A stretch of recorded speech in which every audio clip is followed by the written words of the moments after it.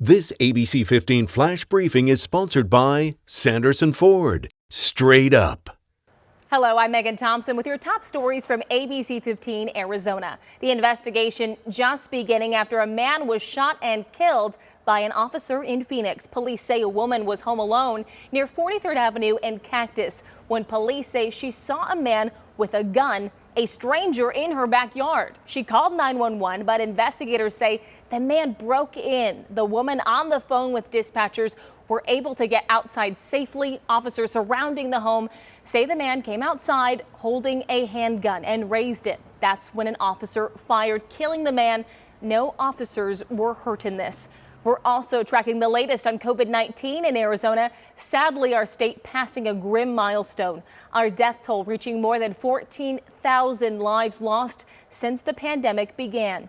Here is some good news, though. Saturday is the largest single-day drop as a percentage of COVID-19 ICU patients since September 18th is down 6%. ICU use is down 28% since our peak, and inpatient hospitalizations are down 40%. As hospital metrics continue to improve in our state, certainly some hopeful news. Some people who have battled COVID are still having a tough time overcoming the virus, even though they've never needed a hospital bed, like 48-year-old Derek Moore, otherwise healthy and an athlete. He tells us he had COVID last March, one of the earliest cases. And while he never wound up in the hospital, he did develop heart issues last summer, stemming from a diagnosis for myocarditis, or inflammation of the heart, that required a procedure to fix an arrhythmia. However, he still has lingering heart issues and other symptoms now nearly a year after contracting the virus. I have no answers as to why I'm suffering with these long-term things. Other people have it and don't have any issues. Other people, unfortunately, have it much worse and are not around anymore. So I wish I could tell you, I wish I had more answers. Derek credits his primary care doctor as well as those at Honor Health for catching and treating his heart problems so far. He encourages others in similar situations to seek out help.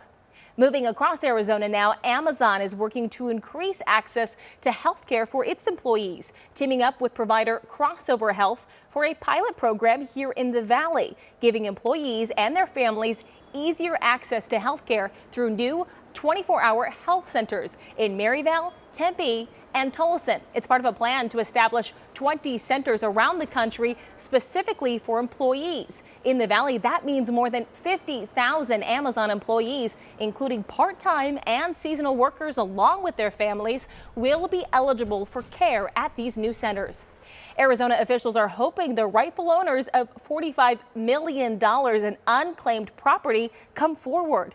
An unexpected windfall could be on the way for more than 159,000 people with last known addresses in Maricopa County. The assets coming from things like old bank accounts, tax refunds, and safe deposit boxes.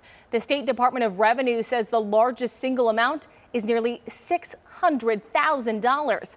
Property often becomes unclaimed when the company holding the funds has an outdated or incorrect address on file for the customer. To see if you are owed any unexpected cash, just visit the unclaimed property section on the Department of Revenue's website. ABC 15 is taking action for foster kids, taking donations for Arizona's Children Association and their Just For Me bags. These bags go with kids as they enter foster care. Donate unopened personal care and hygiene products or comfort items like blankets or stuffed animals. Drop off donations at either American Furniture Warehouse Valley locations, or you can donate money online at abc15.com/kids.